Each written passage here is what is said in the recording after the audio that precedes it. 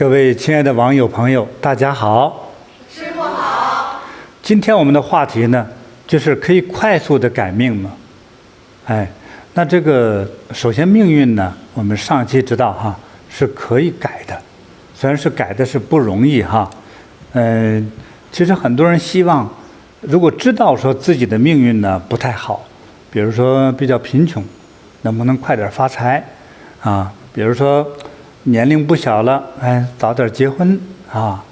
发现自己呢，并没有什么聪明智慧，想变得聪明智慧啊。知道自己有灾有厄运的话，能够消灾转运。那今天呢，说不定能够满足大家。我们知道哈，就是每一年的阴历的4月初8，那么今年是5月15号哈，就是释迦牟尼佛祖的圣诞日啊。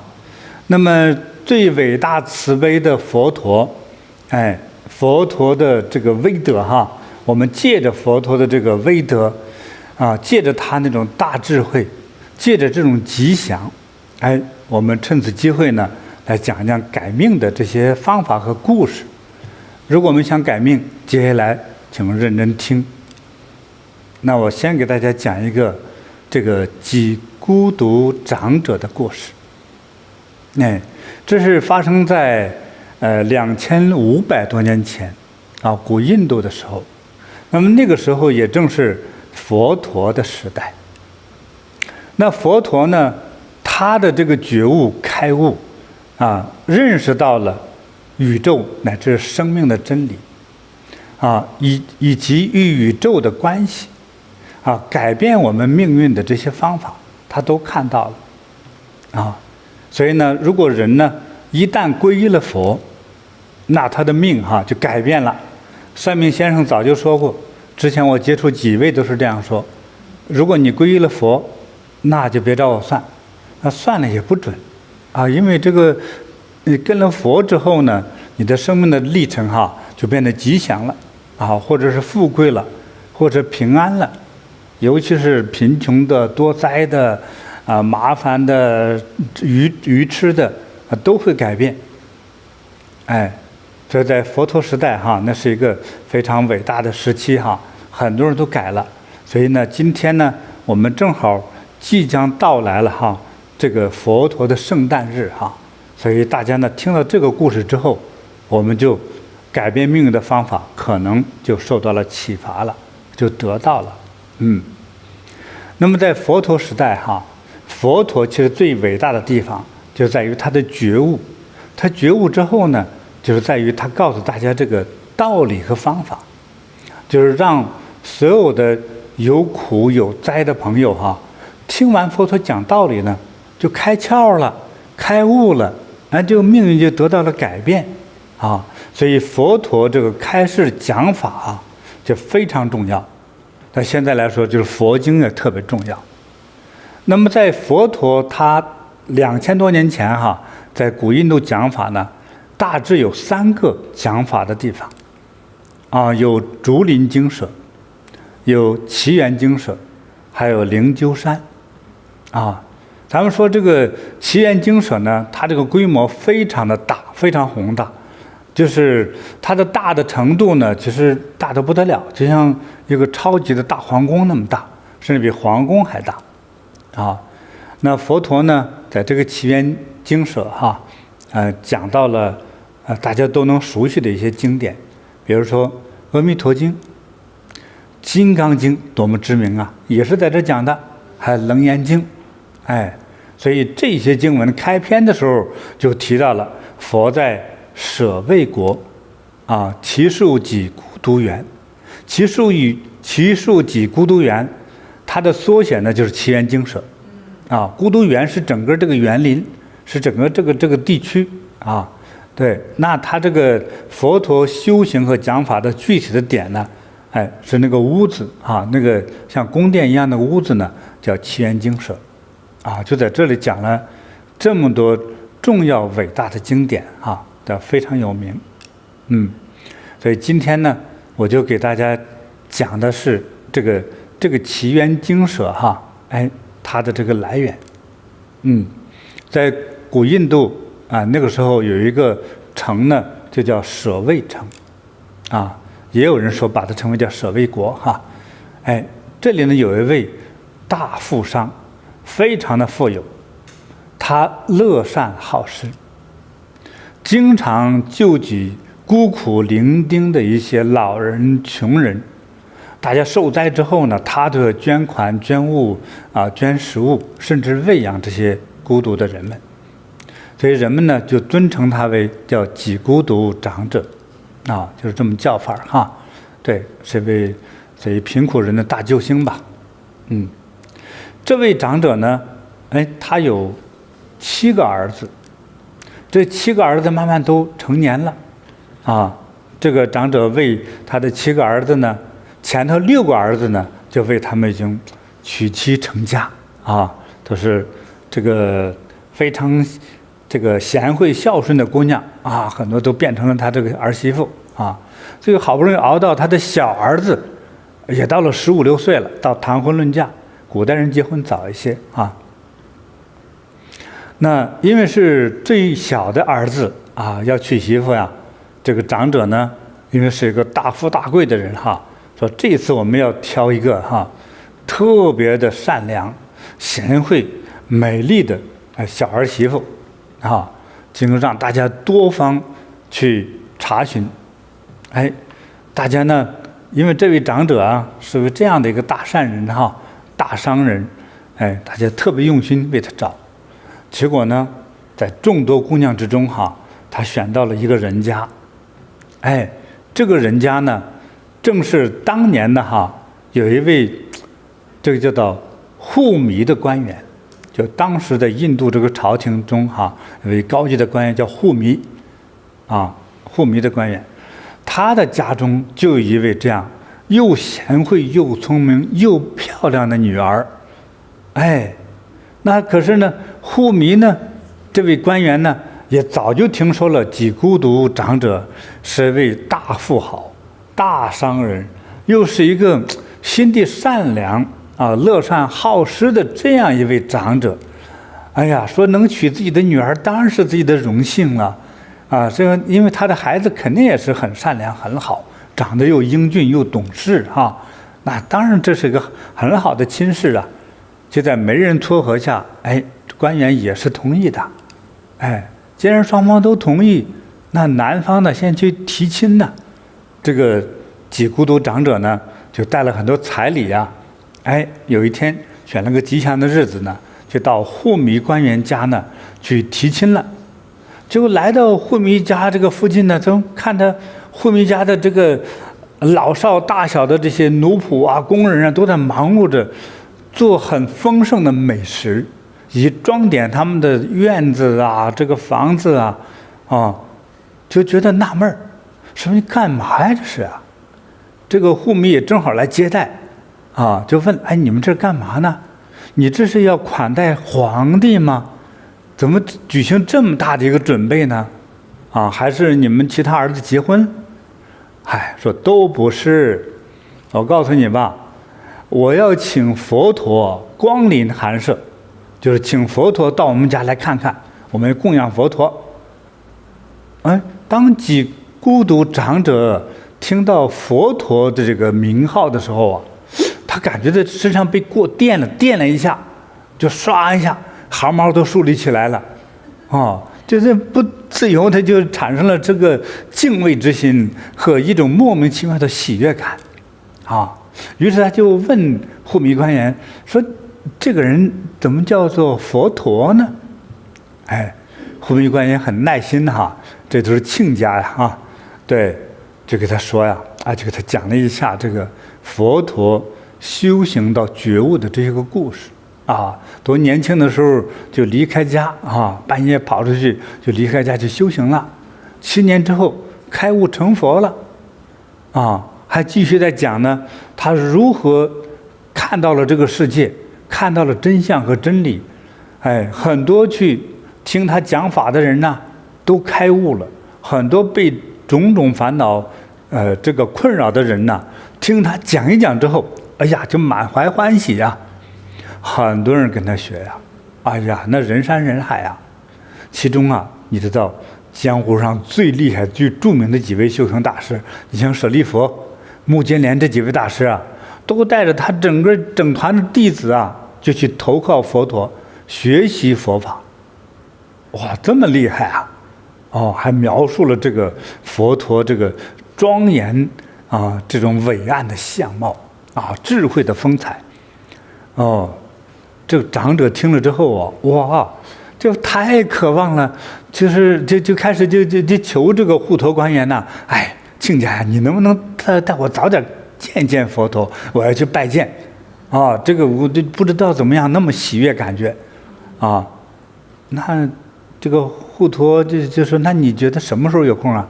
那么今晚上就去，说今晚上天黑了，这不行不行，那时候没有手电筒哈，哎，这明天一早你就带我去好不好？说好吧。哎呀，你说我没见你这么执着哈，这个比提亲还重要吗？重要，所以这个好吧，那这个护密官员呢，就带着这个长者呢，就第二天一早呢就去见佛陀。等他亲眼见到佛陀这个形象容貌之后，哇，就震撼到了，好像全身真的被电击了一样，哇，就愣在那儿了。啊，这个佛陀的这个容貌，这个气质，简直是不得了，啊，比这个护密官员这个描述的哈，这个还好，还庄严，啊。那之后呢，佛陀呢就为几孤独长者呢讲了很多他看到的真相。就是人生的真相，宇宙的真相，哦，那长者一听完之后，哇，就像开窍了一样，说：“我从来没感觉全身这么通达过，哈，这么畅快过，这么顺啊，那么顺滑的感觉，怎么好像自己开悟了呢？”佛陀说：“你就是开悟了。我告诉你，你已经证得了出果，啊，也叫须陀洹果。”啊，这个当然也有说须陀洹果啊，大概是这个意思。那证得出果呢，是一种什么样的状态呢？就明白了这种真理之后，哎，就照着佛陀指引的去做。我们说着容易哈，其实做起来挺难的哈。明白到了去做的人并不多。哎，这个时候长者呢，听了佛陀这个面对面亲自教化哈，就真的开悟了。说：“哎呦，我一定要去信受奉行哈，哎，一定照着您说的去做。哎呀，错的事情可不做了。”佛陀说：“你过去做的也都不错呀，一直是救济穷人呐，心怀慈悲善念哈。哎呀，这个都是非常好了已经。再照着我继续说的做，你会做得更好啊！你将来会早点去得到的啊。”那这个孤独长者就是说：“那。”哎呀，这个我听了之后，简直我欢喜得不得了。我突然间想到，我们那个舍卫城附近很多的众生百姓哈，其实人很好，就是不懂道理。哎，不懂道理就做错事情，最后又像您说的，就落下因果，很多病痛啊、苦恼啊、烦心事啊，就都来了。哎呀，如果我们能有缘有幸请到佛陀您到我们舍卫城这里去讲讲法的话呢，哎呀，对我们那个众生的帮助就太大了。这样让大家懂得道理，懂得道德，这个社会就祥和安宁了呀。啊，求求您佛陀啊，你一定抽空就到我们那去讲法吧。佛陀说：“好吧，机缘到了，我一定会去的。”哎呀，这个长者就怀着满心的这个满足的这种感受哈和欢喜，就回家了。回到他的舍卫城之后，就想这个，我应该得选个地方。这佛陀住咱家吧，咱家不行，是个俗家是吧？说虽然咱是个富贵人家，那佛陀那么尊贵，就不能住咱那俗人家，得找个地方住。何况跟着佛陀修行的哈。还有几百号、上千号的弟子哈，这些大罗汉们呢，哎，应该他们都和佛陀一起啊，要来就一起来。像咱们家怎么也成不了这么多人，我们得找一个好地方，啊，来请佛来。哎，他也找朋友嘛，亲戚也到处打听，啊，他看了很多地方都不满意。但是最后有人介绍说，哎，咱们国王家有个大园林，现在这个大园林呐，就是咱们的国王，就波斯匿王啊，对，他的儿子就是王太子的这个他的一个大园林了，现在划归这个王太子的园林啊。如果这个地方的话，又好又干净又气派，空气又新鲜，鸟语花香啊，哎呀，这是人间圣地哈！哎，如果把这个地方供养给佛的话，佛肯定很欢喜。哎，因为这么尊贵的这些人住在这儿，哎，那多好啊！这么好的地方都不是人住的地方，啊，他说这个是有难度的呀。那你想，皇帝、皇太子不缺钱呐，对不对？这人家祖传的园林怎么会卖呢？啊，长者就说那不管，我都要去努力谈一谈，啊，一定给他给弄回来。哎，选了个日子，就去找皇太子了。找皇太子那里，就给太子说呀，我呢想给尊贵的佛陀建一所道场。太子，您这个园子哈，我觉得真是非常好，我想买下来之后呢，供养佛陀。这个太子呢，叫这个祇陀啊。祇陀太子就很笑呵呵的就说：“哎，你知道的，我爸爸是国王，对不对？我就不差钱啊，我有的是钱，哎，所以呢，这个地方这么好啊，你看看参天古树，这个花钱都买不着啊。”这都是我的祖上选最好的树就种到这儿的，何况这个风水特别好，是吧？鸟语花香，小桥流水，啊，宝石铺地，真是好的不得了，不能随便卖啊！我跟你说吧，我就不缺钱，所以我不想卖。那个时候，这个太子啊不认识佛，不知道佛陀的伟大，哎，可是这太子就是我就不卖，哎。他也当然认识这个长者了，几孤独长者是本国的大善人、大富豪啊，他认识的。但是直接说赶出去那么驳回吧，就觉得也不礼貌。他是有修养的，他就想，我呢说的价钱高高的，你呢就知难而退，就自己回去吧。这也不是我不卖了吧，是你买不起。想好了之后就说，嗨。看你这个真想买哈，这么着，反正不缺钱嘛，因为你看我这个地方是很宝贵的，哎，我提个条件，如果你能满足的话，就算卖给你。那你说多少钱吧？啊，什么条件？说如果你用黄金能够铺满我整个这个园林的话，那这个园子就是你的了，你想拿来干啥都行，哎。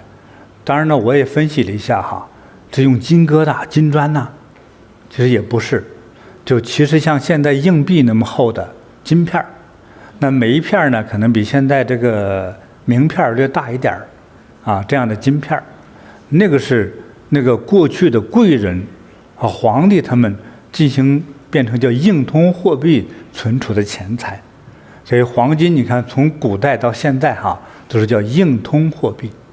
有人说房地产也之前一直涨价哈，对，房地产可能还出现各种的变数哈，但是这个黄金，它因为比较稀有啊，所以全世界各国呢还一直觉得黄金是硬通的货币。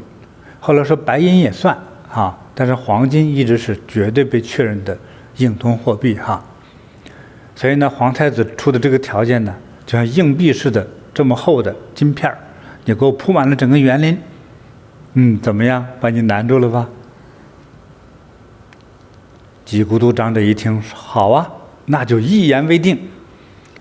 哇，这个太子觉得，哎，我出这么高的价钱，还能没把他给吓回去，哇，不得了！我就看你有什么本事，看你有多少钱。哎，这孤独长者是真是有钱呐，打开家里几个金库，啊，马还拖不动，黄金比较重啊。哎，若干个大箱子、大筐就装这个金子呀，哎呀，装了用大象驮着这个黄金呢，哎呀，就像一个团队拉了很多来，雇了很多工人，就往那个皇家园林上铺。结果几乎啊都铺满了，最后变成现在1%的一小块的地方，金子不够了，就差了一丁点儿就不够了。这个长者觉得不好意思，说我算计的还不对，说我光这个金子还不够，我得再哪凑点钱再买回点金子来铺上它。这个齐陀太子一看这个气势哈，当这个黄金铺满他整个这个皇家园林的时候啊，因为金灿灿哈，就像一个极乐世界一样。其实齐安太子也没见过这个气势，哇，太庄严了，太美妙了。我想除了我有这么富之外，我想可能接下来就是这位长者才有这么多金子哈。他是真的很真诚，这个真诚真的感动了我。所以那点你也不用补了，我觉得可以了。我觉得你这个人哈，还是真的很真诚。就凭你这么有真诚，这么有义气哈，这个园子从今天就算是您的了，但是，我说的是把园子卖给你，但是我没有说把树一起卖给你哦。长者一听吓坏了，你又出什么花招啊？不是出什么花招，我跟你说，树我也不拿走，你也请佛陀带着众多弟子来的话，咱们都盖一些像宫殿一样美妙的这个屋子嘛，庄严精美的屋子呀，让佛和他的弟子来住，这不才好呀？说对呀，所以得需要木头盖房啊。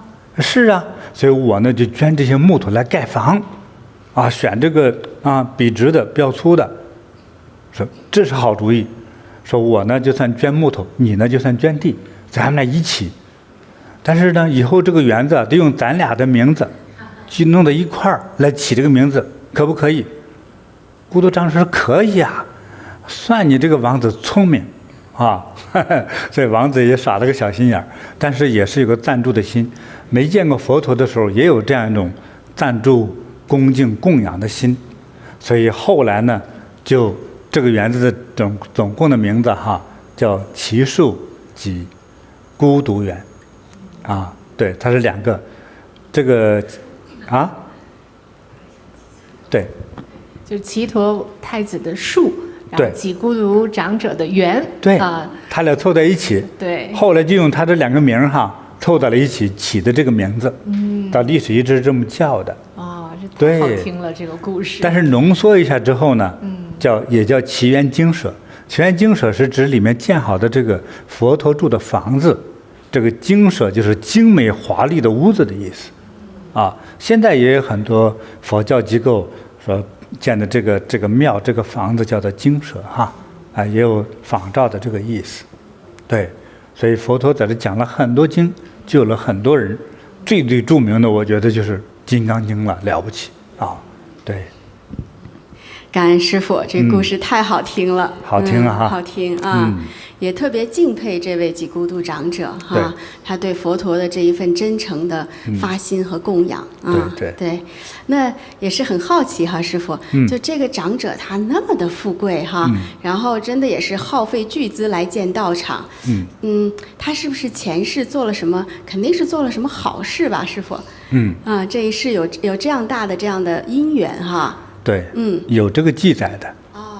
这位几孤独长者就是据说他在很多很多世以前，就10万世以前呢，曾经有一次，应该现在不知道论年就不知多少万年前了千万年之前，有一世呢，他也是生在这个佛陀那个时候的佛的时代，也在佛陀这样的一个大环境之中他就是在那个时候就是赞助供养佛陀这个大房子大院子的这样一个大贵人并且呢他越做越开心，因为他越做越富有后来他就是说，愿我生生世世只要佛陀所在的地方，那佛陀的这个园林这个大房子呢，这就由我来供养。你看他这个发心好巨大呀！是，对，所以他已经很多是成为那已经不仅仅是为人的时候哈，就在不同的时代成为不同生命的时候，都是最富贵最吉祥的那个生命，已经很多很多事了。所以这一次到释迦佛时代的时候，他来了的时候，一听佛陀的名号，他立刻就有感应啊，满心欢喜见佛，见了佛就要供养。是。对。原来有这样好的因缘哈。对。那他的这个愿望也非常值得效仿哈。师父，你看他就是想要生生世世供养佛，他生生世世都投生到富贵的人家或成为富贵的生命哈。是。是当时那个国最富的人。而且我觉得他的这一份供养的坚定心，还带动了这个祇陀太子。对。对，是因为他的这种真诚哈，他的发心，所以感动了身边的人，跟着他一起来做供养、做功德、做好事。你看这个带动作用多大呀！对。我们听了都很感动。对。是。当他有这么大发心的时候啊，其实他对别人来说，本身就容易产生那种磁场，就是感召力。对。感召力。你看人和人之间哈，它是有差别的。有的人就很有感召力。说走吧，走，跟我一起逛街去。是。说很多人闲着没事儿，说也不知道要干嘛，说好吧。那有的人说来，谁给我逛街，我还请你们吃好吃的，没人跟着去。所以不一样，他有很多人就有这感召力。那这位长者呢，做了这么多大善事哈，他就很有感召力。他可以影响到普通众生，影响到皇太子，甚至影响到皇帝。是。绝对感召力超强的人。对。是，也听说他还影响旁边的这些平民哈，一块儿也是到那个祇园精舍不断的去供养佛陀。他建了这个精舍之后，其实他一直到精舍里边去听法呀、供养啊，一直不断的。那是。但师父这里有一个问题哈，他这个长者作为一个供养人，他去建道场，做这样的一份功德供养，对他个人有什么样的好处呢？那个好处就太大了。你尤其是说整个道场都是他供养的哈，那就是那应该说是这个世界上最吉祥的事情了。比如说他据这个一部经哈，叫做《咸鱼经》，就是闲人的闲愚昧的愚，《咸鱼经》当中所说呢，这个当几孤独长者哈，在给这个精舍在动工的这个同时，还没建好，就动工了。这不是说光想了想哈，就动工真要去建造了，就在这一刹那，其实已经在这个最高的这个类似于这个天国那个天国哈，就六欲天中这个宫殿哈，就已经很高境界的这个天哈，已经有了他自己的宫殿了。就是说他来世就会到这个天国之中去享受这个富贵了。对，这不是一般的富贵哈，是宫殿，几乎因为是宫殿呢，是天王了，他就成了天王。太厉害了，就是第6层天的这个天国的天王。以及他给佛陀建这个道场的时候，他那个地方那个在第6重天的这个天国之中，他的宫殿也建好了。这是经文中有所记载的。对。所以呢，那如果说哎呀，那是在天国哈，那如果转生为人呢，他就是世界上最富有的人。荣华富贵。对，荣华富贵。对，最吉祥、最富贵的人。对，人家生下来可能生到富贵人家，就是生在贫苦人家的话，是因为他的到来，这一家很快就会兴旺发达起来。对，师父讲到这儿，讲到这个《咸鱼经》，我也想起来以前跟师父学习这个《地藏经》的时候哈，那个经文中也有记载，就是说这个国王啊、婆罗门呐，就有身份、有地位的这些富贵的人哈，如果去建道场、修佛寺、塑佛金身等等的话，哇，那他们的功德也是很大的。他们以后也会好几劫、3劫之内都是在这个地势天呐享受荣华富贵，享受这个永恒的很长久的生命。对，其实就是地释天王了哈。对，对3劫那么久的时间都做天王。对，天王。而且还有就是说，如果他们在做这个功德的时候，心里没有求着为自己做功德，而是说我把这个功德回向给法界那么他们的功德反而就更扩大了。那就是在10劫之内都会升为大梵天王。对，在未来的10劫，那1劫呢都没法算有多少年了，对，就是大概几千万年吧，3、4千万年。那么10劫之中，他都是大梵天王。大梵天王就像宇宙之王，就是这个意思，今天容易理解的词哈，宇宙之王。那这个他的能力、能量、生命的长度哈，就像天一样大，那太厉害了，太厉害了，非常厉害。对，那我也有看到哈，师父在这个《俱舍论释》中哈，也有讲到建道场的功德。他是这样说：若为出家人建造经堂，可以获得梵天福德。对于40劫中享受无比的安乐自在。对梵天福德哈梵天就是天界。对，天人。这个梵是指天对，在天界之中进行。还是大富大贵的，这样的40劫40劫，刚才讲的1劫几千万年，40劫那不得了是，对，就是几乎是永恒了都是自在安乐，哇。太吉祥了，太棒了。所以刚才我们讲，你看，就是不是做天人，就是做天王对。那在这个《妙法莲华经》中是这样描述的，他说：若人呢发心呢，就是建庙建塔呀，造佛像这样的人呢，如见无数佛，自成无上道，广度无数众。对，这个要请师父为我们来解释一下。对，自成无上道无上道这个时候是指什么呢？觉悟了，佛道，其实就是成佛成菩萨了，就达到了这样的境界，并且已经广度了无数众生。这个他和那个到这个梵天做天王等等的又不一样的一种境界，这个境界比那个还高。对，他成佛觉悟，觉悟的概念是不在六道轮回，而在宇宙的永恒的世界之中，它是不一样的。对，因为轮回就是有生死是有生死有苦恼，这个没有生死，只有永恒。对，所以这样的一种，这绝对叫超凡入圣的这个境界是和梵天王又比不得了。就高了无数个境界了。对，你看这多好，太厉害了，感恩师父。对，所以刚才我们听到这个济孤独长者他做了这么大的供养不同的佛经中都有说，那他未来世一定是这个大成就的、大富贵的。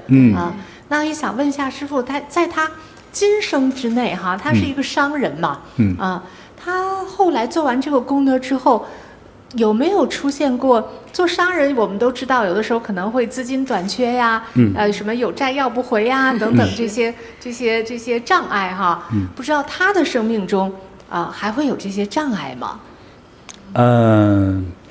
不能说不会出现，会出现。但是会出现的本身呢，有的时候逗着你玩儿，或者是考验一下你的心中那种境界的定力。会不会说你觉得，哎呀，我拿这么多钱供养了，结果我出现资金紧缺了我开始后悔。是，他就在考验你的后悔，是不是你后悔，是不是绝对的真诚？他有这个问题。那这位长者没有后悔。真的讲到这儿，我们还有查了一下这个长者的这个资料师父对，真的有这样的一个事情发生就是有一次呢，长者的这个有相当于1000万金币的这样的珍宝被突如其来的洪水给冲入大海中了，就造成了非常巨大的损失这相当于他1/5的资产，就他有5000万嘛那另外的1/5的资产呢？这个因为长者很慷慨对，他的一些做生意的朋友谁资金短缺、缺钱，他就给人借钱，就这样东家借西家借的借出去了1000万金币的钱，他又不讨债所以这钱就借到外面也收不回来。对，那另外剩的3000万呢，他之前呢就是看到佛之后啊，想要供养佛，去用来供养佛陀的这个祇园精舍了，用了3000万金币，所以说呢，你看一共5000万嘛，他最后的这1000万被洪水冲走了之后，他就从一个富人变成穷人了。真的，当时真的是没有资金运转了，对，一下子经济就困难起来了。那这个长者呢，他还真的是非常发心，很善良哈。他之前一直都在供养这个佛陀精舍里的僧众啊。他这个资金短缺之后呢，他没有间断他对于僧众的供养，只是他供养的食物不可能再那么的丰盛和精美了啊，他就一直在供养着粥。对，那这个时候啊，在帝释天王啊，看到了吉孤独长者面临的这样的困境啊，这个天王就派了一个夜叉下来，要替吉孤独长者来解决这样的麻烦。那这夜叉他就不是凡人了哈，他是有神力的啊。对。天道中人。对，这夜叉下来之后呢，他做的第一件事儿就是从海中把那个被吹进海里、洪水吹到海里的这些金币啊、珍宝啊都给捞上来了。他不光捞上来了，当时吉孤独长者的那海底到处是宝贝啊，哈，是不？对，顺便捞一点回来。哎，是那无人认领的很多珍宝，他也都给捞回来了。对啊，都送给这个吉孤独长者了哈，放到他仓库里了。哎，对。那第二件事他做的呢，他呢就进入到那些欠吉孤独长者债的那些商人朋友的梦里去了。夜叉入梦啊，说快点还钱，吓唬他们。对，那这些人呐，这做完这个梦之后，第二天早上一起来，第一件事就是把钱还了。对啊，这夜叉入梦真管用啊！管用，特别管用啊！乖乖还账了。对，所以很快啊，这个吉孤独长者又再次拥有了3000万金币这样的资产。就又成了富人了，他还能接着更慷慨的去布施和供养。我特别相信这一点。就是这个他讲的还具体哈。这是这个夜叉被派来的，对不对？其实那因很多朋友来说，甚至都想问我这个夜叉到底存不存在啊？我亲眼见过。哇，长什么样啊？这夜叉他长得不丑。但是关键的时候令你害怕，比如它两边有獠牙。什么是獠牙？大家很多人不知道哈。你再上网搜索一下野猪，它有那4颗牙呢，上头的牙这样往外撇出来，下面的牙往外呲出来，就这样很长。那么这种它在这个树林里跑动的这些野兽哈，通常有就是侧面哈。这个颌骨的侧面有比较长并且尖锐的牙，它为了咬住动物不放。对。为了咬得住哈。对。那这个夜叉呢，就是因为它不是人，它是天界的一种特殊的生命。你说它是妖吧，也不是妖；说神吧，是半神，就是半神半妖之间。但是他听天王的指令。对。比如说遇上特别坏的人，他说。让他性命消失吧，你可能人就死了，他一说这个的时候，那个鬼差立刻就来接来了。他就很有法力，非常有法力。但是这个法力就是通常是吓唬人是一流的哈，他吓唬人捉鬼吃啊，都是很厉害。就是他没有好坏的心，他只有受使命的指使，是这样子。当差的。对，当差的。今天天王下什么令，他就执行什么样的事儿。对，所以那我有一次在，静坐禅定的时候呢，就不小心，这是白天呢，就看到了，那这个夜叉呢，像一个女人的形象，那个牙呲出来很长。我们说的母夜叉。我以为是不是来修理我来了，还想给我弄走呀，但是呢，他给我淡淡笑了一下，这个意思传达的说。不是，我是来保护你的。护法。真好。对，那个獠牙呀，呲得很长。就是这个咬住人之后啊，那他松不了口啊，就非常厉害。所以这个夜叉到你的梦中给你托梦，你敢不还钱吗？这可比黑社会厉害。对不对？因为随时可以要你的命，或者随时让你倾家荡产了。它是这样的一种半神半妖的一种状态。是。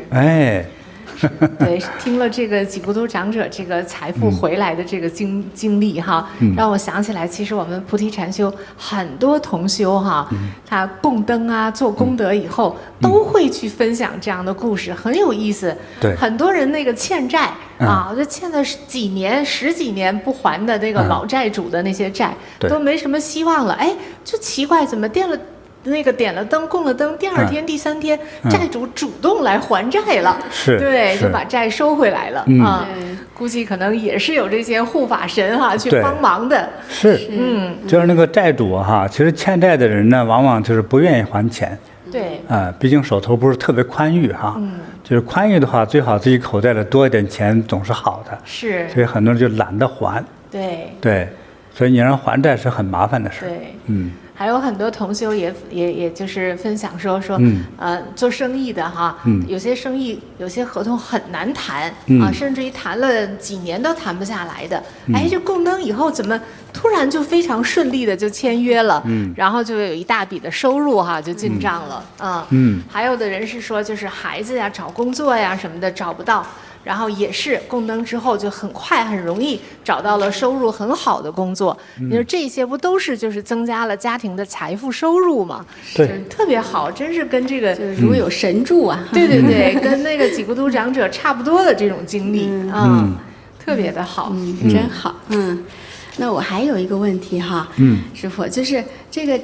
富贵长久哈，其实都已经很难了哈。对，这几孤独长者，你看他的财富哈，天王都替他守着哈。是。对，那经常我们看到很多这个有钱的人，他们特别操心的是他们的儿女。对，儿女不争气哈，不走正道哈。对。那这个几孤独长者他有7个儿子嘛哈，那我还挺想知道他的这些儿子都管教的如何，会不会让他也比较伤脑筋？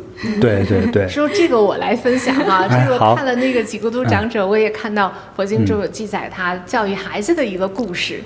太好了。他有一个儿子呢，叫卡拉。就是先说这个几孤独长者，他那个因为跟佛这个缘分非常的深厚嘛哈，所以就是供养佛陀、供养精舍等等哈，乐善好施，然后也带着家人一起去做功德。其实他的太太还有其他的孩子都挺听话的也都证得了出果呀，这样子。就唯一有一个叫卡拉的这个儿子就不那么听话。有点游手好闲哈，不务正业。更严重的就是说呢，不听这个佛法正道，还不相信佛陀，不相信，而且还不恭敬这个佛陀呀、僧人呐这些的哈，甚至有的时候言语上还冲撞，还那个诽谤佛法。这个让这个长者爸爸听了感觉之后就非常的伤心了，是很替孩子担心的哈。但是你这样的话，这以后就会下无间地狱的，这我怎么帮你呀哈？但是这个爸爸呢也是很智慧，他想这个孩子哈比较贪图钱财，我试着来用这个钱财来诱惑他一下有一天就跟孩子说乖儿子呀，卡拉哈，来跟你那个谈一笔交易，如果你要去寺庙中去做1天的这个8关斋戒。爸爸回来就给你1两黄金，怎么样啊？这么多钱呢？对，儿子一听，爸这么多钱呢，1两黄金哈，来之不易哈。对，说行 ，OK 了，爸 ，OK， 我去。屁颠儿就跑到那个寺庙里去了。1天的那个8关斋戒，其实也听佛陀讲法呀什么的，他就是为了钱的，他哪听法呀？光打瞌睡了。光打瞌睡了，对，好不容易混到第2天早晨也24小时 OK 了。急急忙忙就赶回家来了。爸爸一见儿子回来了，说：“哎，挺好呀，你完成8关斋戒了。”他说：“完成了，爸，快给钱吧。”那爸说：“哎，别着急，那个你妈都把早饭做好了，你先吃早饭吧。不吃早饭，爸，你先给我1两黄金就这样。那老爸呢，还是信守诺言，就给了他1两黄金。那孩子才开始吃早饭这爸爸一看，哎，这招挺管用哈。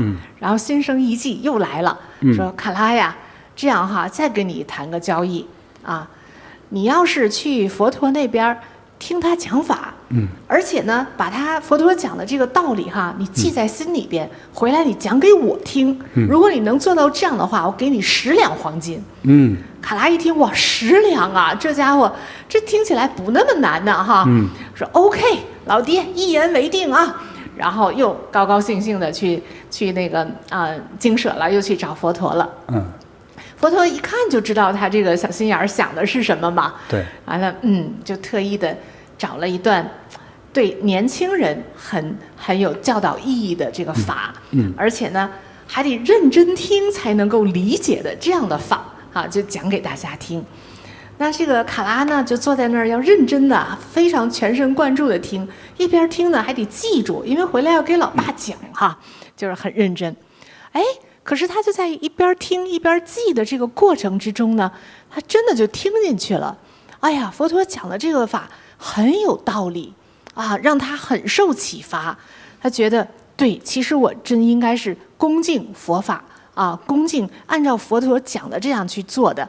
他心里就萌生了这样的一种想法哈，他说我要走正路，要好好的，而且要恭敬佛法。我爸说的是对的，他心里就这么想了。然后呢，第二天呢，佛陀就带着他的这个僧团啊，而且呢，这个僧团中还包括这个卡拉哈，就到了吉孤独长者家里来接受供养。然后这个长者呢，先看了佛陀，先给佛陀先行礼，然后看这个僧侣的这个队伍中还有自己的儿子哈，一看这儿子不一样，平时的话，他们家孩子应该都是高富帅啊，就是因为有钱嘛哈，都挺好的。但是平时这个孩子就是有点无精打采的，因为心中没什么追求啊，就这个劲儿。怎么今天看着孩子容光焕发哈，神采飞扬的，就是不一样了啊。这个长者心里就挺高兴，但是也不懂为什么。然后这卡拉也见着老爸了。可是他这个时候他心里就非常的忐忑不安，七上八下的，心里就在那儿嘀咕：老爹啊，老爹，你可千万别当着大家面给我这10两黄金呢哈！如果佛陀要是知道我为了钱来听法的话，我的天，我这太丢脸了啊！心中这暗暗祈祷。他老爸不知道呀，还信守诺言呢。然后就拿着10两黄金就走到卡拉的面前，儿子，你做得好啊！老爹也信守承诺，给10两黄金给你了，因为你听法回来了啊！完了，这个卡拉非常的不好意思，爸，我不要，你给我的钱我都够了啊！就这样，这个老爸也不懂为什么啊，然后呢，老爸又转过身来啊，跟这个佛陀行礼，感恩佛陀，就说感恩世尊。你看我儿子今天这个容光焕发的哈，神采飞扬的，我也不懂他为什么。肯定是您加持儿子了吧？佛陀还假装说没什么加持，没加持哈。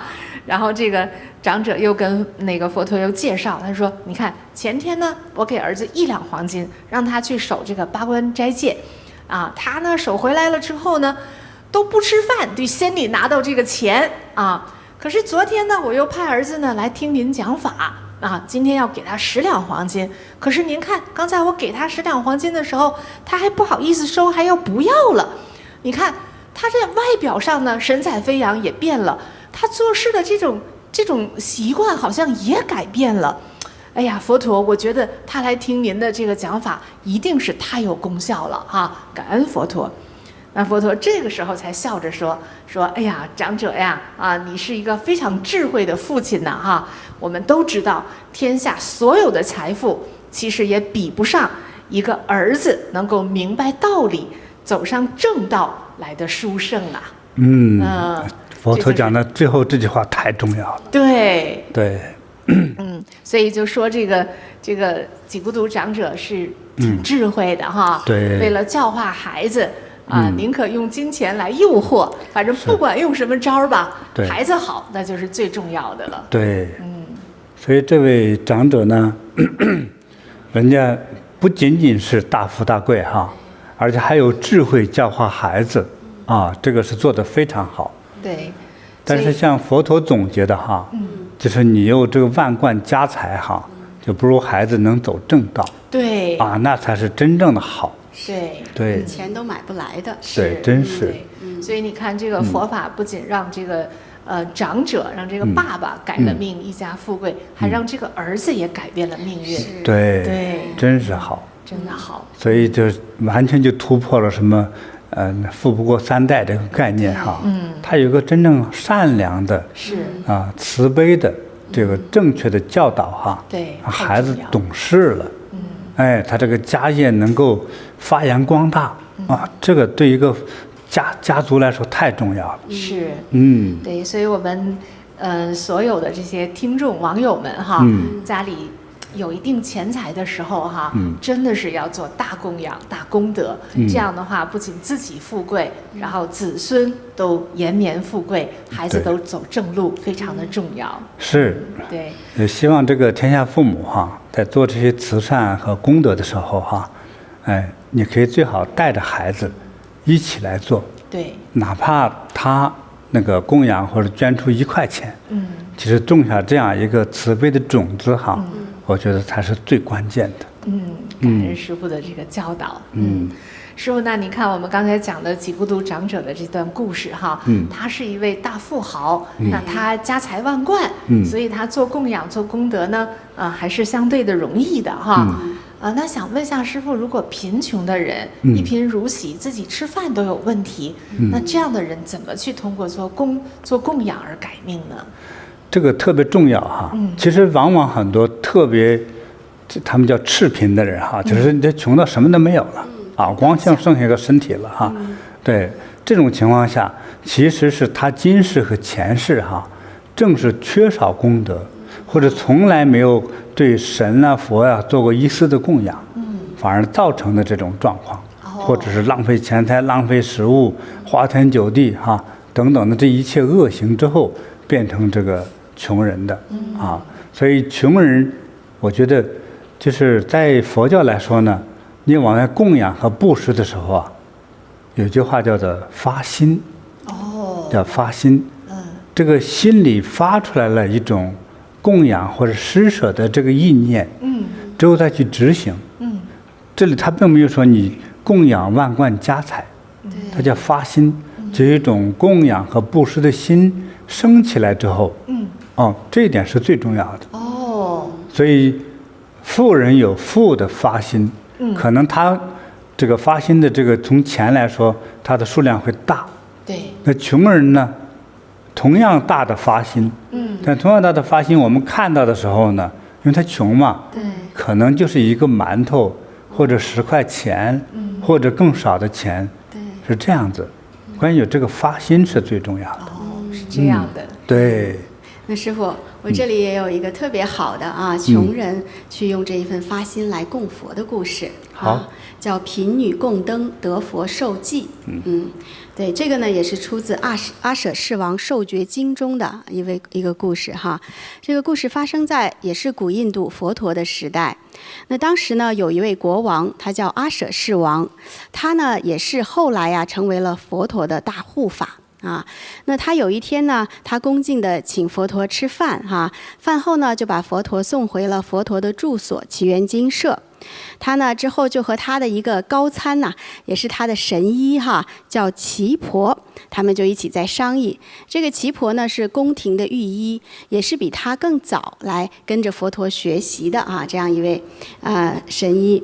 那他就问奇婆说：“哎呀，现在我们已经供养了佛陀美食，那我们还能做些什么来表示对佛陀的恭敬呢？”就这个我们可以看出他是刚学习佛法，在学习去供养佛那奇陀呢就建议说，我们可以燃灯供佛。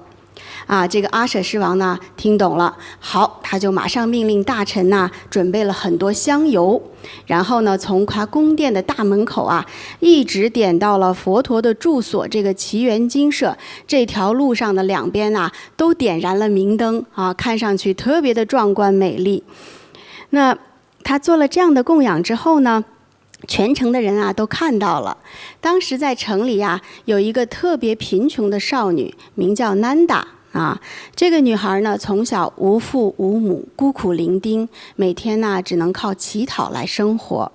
那她呢也有机缘听到过佛陀讲法，她也看到过这些王公贵族大臣们去拿最好的礼物供养佛陀，所以她心里时常也想自己有机会的话也能够供养佛。那她经常呢都是很穷的，真的就是穷的一个穷的叮当响1文钱都没有的，所以她经常很伤感，没有能力去供养。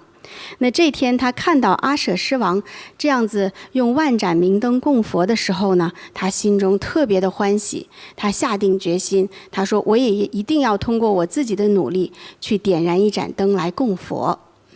于是啊，第二天早上他起来了，他早早的就起来，在寒风中啊乞讨了一整天，没有休息，也没有吃饭。那结果呢，到晚上呢，他所有乞讨出来的钱呢，就是1文铜钱这么多。他拿着这1文铜钱呢，就到了卖香油的这个店里面，就请店主啊卖给他一点香油。店主一看啊，这点钱就说，这1文钱买不了多少香油啊，没什么用的，你干嘛不用这个钱来买点食物去吃呢？这个时候南达就说，我听说啊，能够生在佛陀的时代是千载难逢的。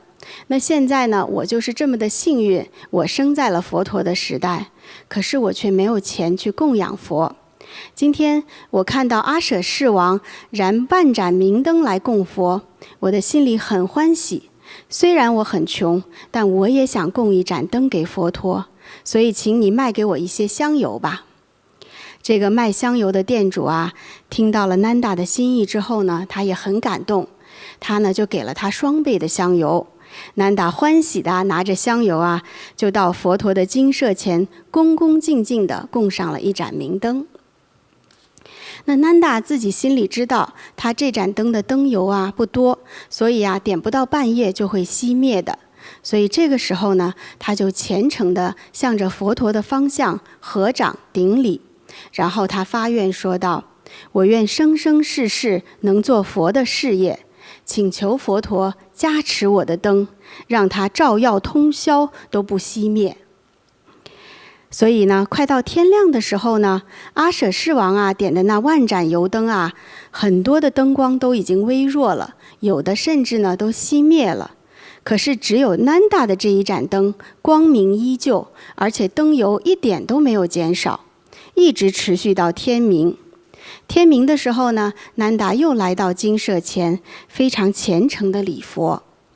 这个时候呢，佛陀呢在精舍里面啊，告诉目犍连尊者说，天已经亮了，可以把油灯啊都熄灭了。这目犍连尊者呢，就听佛的话，就去一一的去把油灯熄灭。可是到了南达点的那盏灯的时候呢，他不管怎么吹，都吹不灭。后来呢，这尊者呢就用他的这个袈裟这个袖子大嘛，拿这个当扇子去扇来扇去啊，还是没有扇灭。后来这个目犍连尊者我们都知道他是神通第一哈，他就想用神通力来。他先是用神通力来啊，挪来了这个印度当时5大河流的河水啊，那得有多少洪水来啊哈！想把这个明灯去泼灭，可是怎么泼都泼不灭，而且越泼越亮。接着呢，他又用神通发动了这个飓风，堪比台风10级还大的风，怎么吹这个明灯也没有被吹灭，而且光明啊如前。那目犍连尊者呀，使用完各种神通力都不能扑灭这个灯，他就觉得心里犯嘀咕了，很惊讶，说从来没有见过这种情况啊。那佛陀看到目犍连尊者的反应的时候呢，就说：好了，你是无法熄灭这盏灯的。因为这盏灯啊，它是以利益众生的广大发心来供养的。南达所发的菩提心可以消除无量劫的罪业。如果今后呢，他再发心用佛法来度化众生，过30劫之后，南达的功德圆满，他就能成佛，佛号灯光如来。他的那个佛国世界呀，不需要太阳和月亮的灯光的光亮来照明，因为那里的每一个人的身体呢，都会发出巨大的光芒，而且那里的宫殿和珍宝也会自动的发光，所以那个世界本身呢，就是绽放着光芒的。那南达得到了佛陀的受记之后呢，那心中实在是太喜悦了。这个喜悦的感觉啊，就好像整个人和心都飞出去了，然后飞到了离地180丈那样。然后等心慢慢平静下来的时候呢，人才慢慢的好像又落下来了。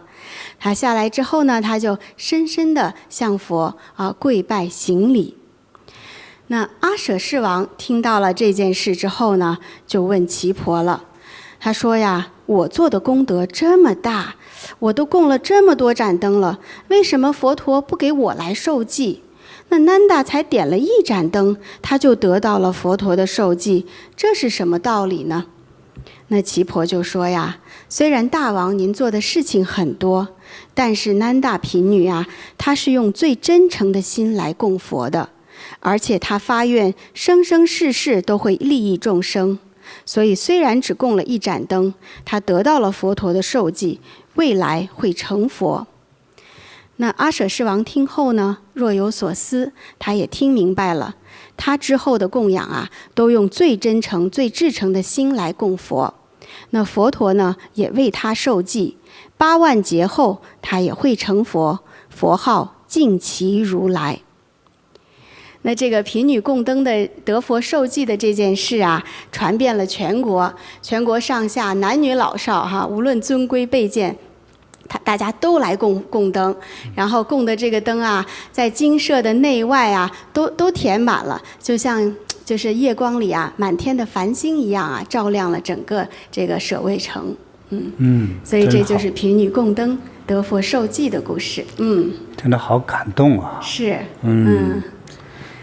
也是一份最真诚的发心哈，师父。对，虽然他真的是就有1文钱啊，但是他的发心得到了非常大的回报。对，其实这是这真有问题啊。对，这就像师父说的，就是种下一粒种子一样的哈，可能他也许这是他这一世第一次去供养，但是他用了最大的真诚心啊，对，而且他的这个愿望很崇高，他要去跟随佛去做佛事，而且呢还要去利益众生啊，是因为这样哈，所以他这个功德很大。是，真的很好。对，那我想请问师父的哈，就是他的这个供灯的时候，他的愿望真的是没有为自己哈，但是他这么贫穷，一般我们供灯的时候都是我缺什么，我会想要求什么哈，对，让我有钱吧。对，对，但他没有为自己求，他就希望能够生生世世去做佛的事业。那他这样的发心之后，他在现世，他这一世他的贫穷状况会改变吗？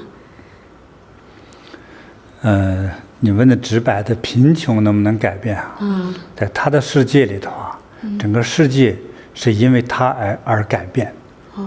对，所以因为未来是佛都给他受记了哈。对，30劫之后功德圆满就成佛了。成佛了，对，但是此时呢，这个小女孩南达呢，她还是个所谓的贫女，是不是啊？对，乞讨为生的。但是你知道她的命这是有多高贵吗？已经胜过了当时的国王啊！哎，是这样的一种状态，只是你表面上没看到而已。因为未来要成佛的一个人，那你想，这个天地间的一切诸神都会护着他。对对对。请问说来这零花钱，你知道有多容易吗？他凡是心有所想，必有所现呐。知道吗？所以这个不是说改变了他目前那个乞讨的贫穷状态，说我从没有钱我变成一个存款1万元，对他来说都已经太低级了。他已经成为世界上最富有的人了，只是眼前他手边并没看到那么多黄金资产而已。对，师父，这个我能理解了，就是她的这个身份其实也发生了变化。原来是一个乞讨的女孩，但是因为她得佛受记嘛，她又跟佛有这么深的一个因缘，她就请求佛说：“你能不能为我剃度出家？我跟着佛来学习佛法。”对，然后佛陀就欣然同意了，他就出家，就成为修行人了。对，那你看修行人他这个身份就很崇高，就不一样了。对，第一个不用乞讨生活了哈。对，第二个，其实成为一个真正的修行人哈，那可能有一天他就成佛成菩萨了。是，那你说高不高贵啊？对呀，高贵，对对呀。他和一个那个当年乞讨的小女孩相比，他已经就高出无数倍的一个生命状态。对，真是天壤之别。对，他这些差别呢，还来自于，其实我给大家也提到一点啊，就是他那个愿望，对，他那么穷，他没有为自己来进行乞讨的一个愿望。比如说我们多数人说，今天我是点一炷香也好哈，或者还没点香，甚至在南方来说，职务容易得到嘛。比如拿了个鲜花供了个佛之后说，你得帮我找个好工作，你给我找个好男人，你给我找一个好的大学，是吧？他这个交换的时候，自己掏出了1分，要获得1万的这么一个回报，对不对？这是他期望回报给自己的。可是这个贫穷的小南达呢，这么贫穷，他买了个油灯的钱可是他全部资产了。他这么贫穷都感动了卖油的老板，是卖油老板才再给他赞助，多给他油，对不对？所以这是全部的资产。他这么贫穷，可是他的难得伟大之处哈。那就说阿舍世王还问，他只点了1盏灯，完了之后你就封他将来成佛了。那我点了1万盏的，你没说我成佛呀？是不是啊？那这个差别在哪里呢？难道佛眼之中会有差别吗？肯定没有，对不对？别忘了，这是他全部的资产。这是第一。第二个，人家心中那个愿望是什么呢？去做佛事，生生世世去利益众生，去做利益众生的事情。对，不是为了自己。所以这个愿望呢，是一个简直是在佛教之中最高尚的愿望。那些菩萨级的人发愿才发这样的愿。对。他一发这个愿，他就立刻其实证得菩萨果位。这里并没介绍，他达到这个境界了呀。而阿舍世点的时候说，我可能祈祷这个国家太平有钱，国家对，就是说长寿，不是完全利己的话，肯定是利于他现有的国民，对，或者他自己的统治王位，对不对？可是这个小女孩南达，人家想到的就是利益众生啊，利益众生。这个境界哈，在此时的身份有差别啊。那国王多高贵呀！那乞丐是国王这个国家之中最贫穷的人，对不对？他没法比。可是这个小乞丐南达，他发出的愿望就是天一样的大。因为普度众生是永远做不完的事情吧，是不是啊？也是最高尚的这个佛门的愿望。我觉得大菩萨们发愿也不过如此了，对不对？生生世世去利益普度众生嘛，就是这样。所以这个小孩发的愿望就这么高，是吧？又是这么真诚，他全部资产就是1文钱，对不对？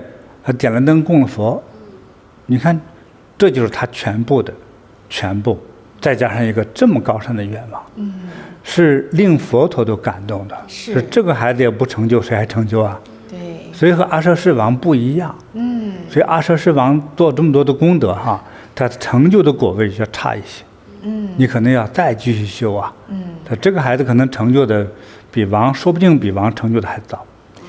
对呀，他那个刚才那个故事中也有说嘛，这个佛陀说这个南达是30劫哈会成佛，然后那个阿舍世王呢是8万劫，8万，对，是差别很大耶，对，所以不光是1盏灯和1万盏灯的这个差别，对，但是其实阿舍世王他作为国王，你看想这个一个要饭的小姑娘南达。他能够知道说，我生在这个佛陀的时代的是很难得的，而且我还要去燃灯供佛。我相信这个也有这个国王对全民的宣讲哈，所以才让他知道的这个哈。其实阿舍世王也有这个功德的，当然。对，那所以也想听师父讲一下说，那作为国王，他的这样的功德，他咋还8万劫才能成佛呢？这个其中有什么道理吗？从国王来说哈，因为很多人在取得这么一个权力王位的过程之中啊，很多做了一些有点现在说就见不得人的一些手段。他用一些手段、一些计谋，就是说阴暗的方法，可能就作恶了。他最大的一件恶事，一个骗局哈，用欺骗的方法先得到一定的权利，并且把他父亲给囚禁抓起来了。知道吗？他想饿死他父亲，就是完了，他母亲呢就气坏了，他没有把他母亲完全抓起来，但是他母亲也没有这个王后的权利了。这记得吗？他母亲还是把一些蜂蜜和一些奶酥哈，什么东西抹到身上，完了去了之后呢，供他父亲能把这些营养品给舔了吃了，他能保命，对不对？是的。但就是这样叫他儿子给抓住了之后，还是不行，还得处理他父亲，是吧？这个作为儿子哈，去害父亲，这个是罪大恶极的一个恶行。是。虽然你后来做了很多功德供佛哈，但是别忘了哈，你杀这个生身的父亲的话，会下18层地狱的，无间地狱，是不可饶恕的意思。永世不得翻身。对，他做了这么多供佛之后，才后来说你8万劫之后才可以成佛，已经算不错了。是，对，所以就光这一件大坏事，消这个业太大了。我觉得光这一件大坏事，真的都成为他永远的障碍。真是。所以我们不能第一个也不能欺师灭祖，不能去侮辱、打骂、残害自己的生身父母，或者养生父母。对吧？大逆不道。因为很多就是说，比如说孩子生下来是孤儿，就被人家一对夫妇给领养，对不对？对你很好，把你养大，但是将来呢，老人没有工作能力了，身体动不了了，需要人伺候，你不但伺候还打骂，这个罪过就大了。将来其实你做很多功德都无法弥补，所以我们大家呢一定要学着孝敬父母，尊重师长。这个是非常重要的。感恩师父。我们听了这个贫女供灯的故事哈，还有阿阇世王燃灯供佛的这个故事哈，就是当时的时候，在佛陀时代都是这样去做供养，很重要的一个方式就是供灯。那今天我们这个桌子上，还有师父的这个桌子上都有。可能来自古代的各种的灯具对，也想请师父给网友们介绍一下，如果我们家中供奉一个这样的灯，它有什么好的象征呢？对，首先这个灯呢就是它先代表的是光明、智慧，还有呢，其实把烦恼、疾病、邪恶都能摧毁。你看很多东西只要火一烧就没了。烦恼当我们有智慧之火、智慧之光，烦恼就消除了，是吧？所以这个用灯光呢，来表达着是这样的一种智慧的境界，所以今天放的这个油灯这是古代的油灯，就真像你们那个桌子上那个灯青花的这一个，对，应该至少是350年前的，就是明代的，明代的那种青花，它呢。你看分3层，它底下是做了一个这个壶，像茶壶，对，这个壶也代表这是和富贵的意思，是对，这是一盒油一壶油，上头就是灯油灯光明对，上面有高高的一个台，等再点的时候呢，再放一个小小的碗放上去，对，是这样的对，所以那个油灯呢。就有这样的一个寓意在里头对，它时代只是不同，这样的青花灯也是很难得的，非常的高雅对，非常美，对。那个油灯旁边呢，还放了一个阿拉神灯对，那个是个现代艺术品对，它有点中东的一种这样的波斯形状的这个就是一个装饰性的对。对，又是一个摆设，但是又有它光明的寓意，也是很好的。是。那师父桌上的这个呢，这个黑的。那现在我手上拿的这个呢，你看这个样子它的底是这样，油亮的这个在中国古老的陶瓷之中就比较偏黑色的，并且油亮的这样的老陶瓷呢，通常。一般都超过了最少500年以上，才达到这样黑油亮的这样的状态师父您没给它抹油是吧？没有，擦都没擦。我还以为是抹了油这么亮。没有。这个是在中国辽金时代的。辽金那宋朝前你像这个辽金的话，在北宋或之前都有对，在那个时代的这个作品。1000年。对，1000年。太难得了。它这个风格当中呢，就含有一种类似于波斯和欧洲的元素在里头。对，所以那个时候所谓的丝绸之路的这个交流文化交流，靠中国西北部的部分，他们先得到这样的文化的这种交流启示，所以才有这种弯曲 S 型的形状，和露着很白直线条的这个形状的，这样的艺术作品的东西。对，像这样的油灯也是难得一见真是没见过的。所以这个棱呢，我们也可以把它叫丝瓜棱。这样我这样摸的时候它有淡淡割手的感觉，真像丝瓜那个棱。对。对，底下就丝瓜棱的这个油灯座。对，上面一个像一个鸟似的一个鸟似的。其实在古代的时候也有，就是象征有一种我们现在叫凤凰凤头，但是在那个时候也有一种说法叫天鸡。天鸡也就是凤凰的一种变形它是神鸟。神鸟。对，那时候配合着谁呢？就是女娲补天那样的说法，那个时期的神鸟的一个象征上面顶这个油碗，亮亮的上面这个灯光亮起来，就代表着太阳，代表着天的意思。对，瓜呢，凡是瓜里头都是多子，多子多福，多子多福。对，是这个意思。对。这个多一个棱呢，就多了一种发展的意思。对，这条条大路的一种这样一个对应感很优美吧对，很独特的一种美。对，那一边还有一个挺亮的。对，那这个油灯呢，就是差不多是北宋时期的这样的油灯它是比较矮的，它到时候那个发光是在这个位置，就像一个小壶的壶嘴这个位置。它里头呢有这种就是棉花线搓的那个捻子，那个这里面呢盛着灯油。其实我们的食用油都可以成为点灯的油这个棉捻子这个粗绳呢，被油浸泡过之后点呢，它就会发光。但只是说光都不太大。对。但是这样的一个油灯作品呢，就是很久了，北宋时期的，真是。所以它这个光亮感是最亮的，最亮的。对，侧面还有两个绑绳的这样的耳朵。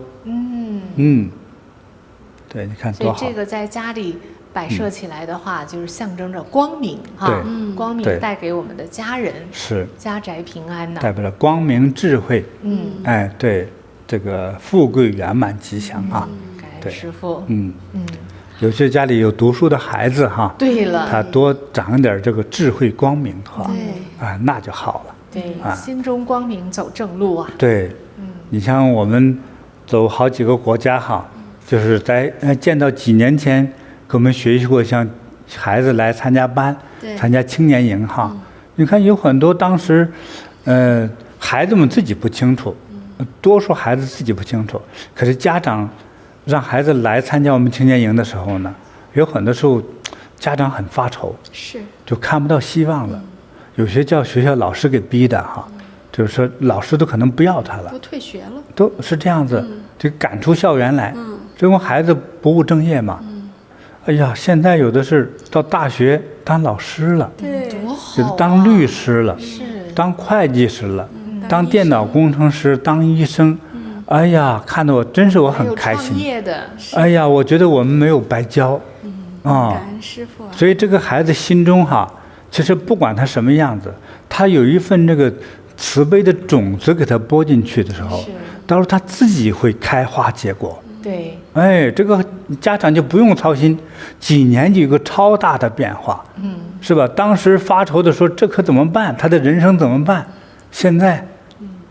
觉得就是到处要炫耀，你看我的儿子，你看我闺女多好，真是这样，真是到处炫耀，所以让我们觉得有一份安慰呀。真是感恩师父。对，当时好多家长也是就被逼的没办法，这智慧也就来了，就跟那个几孤独长者一样的，也是拿钱诱惑，说你去上金菩提宗师的这个青年营，妈妈给你多少钱，就这样的。对那孩子来了之后真的转变了。对那是想到都没想到的。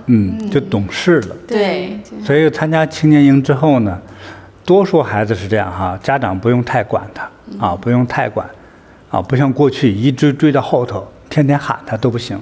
是，现在多数不用，对他自己自动的学习，自动的安排功课。是，为什么？就是我们的教学方法，开窍，对，明白道理，不打不骂，对，哎，就讲道理，其实你人一过了13岁之后哈，基本上都能听得懂道理，对。我觉得这些孩子在师父的教导下都挣得了出国，哎，我觉得改变了命运，对他懂道理了嘛，然后听话照做了。那你说咱们网友呢？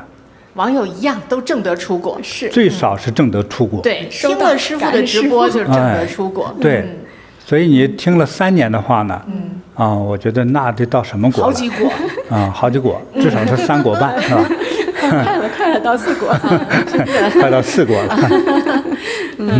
先给网友介绍一下刚才师父讲解的这些灯具啊，这些有古代的这个古董的啊，这些有非常吉祥光明的意义。那在我们的慈悲音网站大马专区可以找到。那我们也听了这个贫女供灯，以及阿舍市国王也要供灯啊，哈，这样做功德哈。是。那现在就是在这个浴佛节的这个吉祥的时期呢，我们的菩提禅修学院网站上，师父也给我们做功德的机会，而且特别的优惠啊！佛光普照祈福灯，18天啊，18天在那边点燃呐，佛前点燃啊。才68美金，那也希望我们所有有缘的网友们，在这个吉祥殊胜的日子哈，用最恭敬、最真诚的心，佛前供上一盏明灯，一定能够护佑我们全家消灾灭难、健康长寿、智慧光明、圆满心愿。那么为家人供灯呢，其实是给家人一个最好的礼物，也祈求佛光照耀家人的生命，事事都吉祥，都顺利。对，是太好了。对。而且这个刚才师父也讲了，最重要的是用恭敬的心啊。如果我们能够做到，除了为自己，还能够为天下众生啊，为佛的事业啊，为大家哈去供一份灯的话，那你这个功德就更大了。对，是因为众生哈总是因为过去的因缘业力哈，就有无尽的烦恼。哎，你像我每天收到的信之中哈。哎呀，有很多就是10多年的夫妻呀，就打得不可开交，离婚呢，离婚。对。还有说这个孩子啊，他这个女儿养着养着，反正又乖又聪明哈，突然间有一天就不行了，就拿刀子割手腕。啊，那么还有的呢，一对这个小青年哈，去某个国家啊，西方知名的国家留学。哎，不知道中间发生了什么，有一个孩子从楼上跳下来死了。哇，太可惜了！不知道是自杀还是他杀。惹得他们这2个家庭啊都痛不欲生。就是呀。那么还有就是这个网友呢说，他们挣钱不容易哈，就是人在美国，人在美国打拼了10几年哈，挣到了将近快1000万，就是890多万。哎，1年下来的投资，现在不见分文，就是这个他们投资这公司破产了，我觉得就是骗局。他们说我们怎么这么惨呢？对，我们自己都省吃俭用哈，他们说实在话，连个好的饭都舍不得吃，因为节约惯了嘛，虽然也挣了一些钱，哎呀，但是这1年下来就回到了没了，回到0点，回到0点了。哎呀，这个他们就是一夜愁白头啊！是真的说怎么这么倒霉？还有呢，3个月撞了3回车。哎呀，这怎么弄的呀？那为啥呀？是吧？你看，我们前头还接触一个女士，这个是要结婚了，都登记好了，婚纱照都拍了。对。哎，就是登记的注册结婚那一天，哎，他家那个公婆住院了。公公住院。公公住院了。对。你看看。哎，完了时候拍那个婚纱照的时候。对。什么婆婆住院了呀？就那种怎么感觉都不吉祥，就不行了，就分手。对，怎么这么倒霉呢？结上，你看。对，那种种这种烦恼哈，其实有时候光人力解决不了。对，是。对，所以有时候我们也不是刻意研究宗教哈，但是人的这种烦恼，你没办法用一种我们人为的手段能给它解决得了。是不是啊？你说灾难来了，你总不能不坐车，总不能不开车，总不能不出门啊。你不出门喝凉水都可能倒霉的时候都能噎坏了你，甚至噎死你，对不对？就是这样的。所以，哎呀，人怎么去战胜这些烦恼、这些灾难？就我们今天讲的快速改命哈，多做功德。我觉得人力不如佛力，对，求佛。对吧？所以在趁这个佛陀圣诞之日天地吉祥的时候哈，借佛光，改了自己的这个悲惨的命运。是。对，所以给大家设定了一些供灯的比较容易供的这个价钱和方法啊。是。希望能帮助到大家。感恩师父，感恩师父。那师父，刚才我们又学到了在佛陀时代的这样的很好的故事哈。那也想跟师父分享一个，就是我们身边发生的故事。好。对，有一位在芙蓉禅堂的这个灵护师姐哈，她呢也是有机缘之前认识了一位师父，那位师父算命算得特别准，算的之前10几位人呐，算到的那个往生的日期到那点儿人就走了。算这么准啊？对，那算他63岁往生，咱们来看看他的分享，他的命运有没有改变，好吗，师父？好。还没来菩提禅修之前，我自己也有一个师父的。那时候我的师父他是很会算命的，他就跟我讲，你活不了64岁、63岁，你就自己要准备一下这样子。我要接近63岁的时候，我的心里其实是很担心的。每一次一有什么身体不舒服的时候，糟糕了，死神要来了。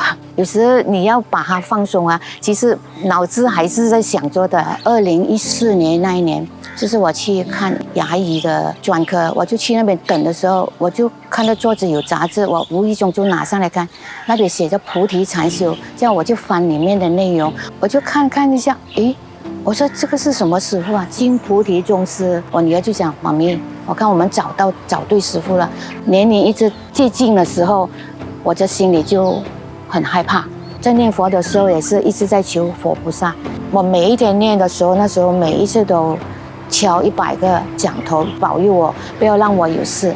家里还需要我，还有孩子也是需要我，说让我完成我的心愿，你们才把我带走。那时候我真的心里很着急的。那时候我有买一个手串，就是黄水晶。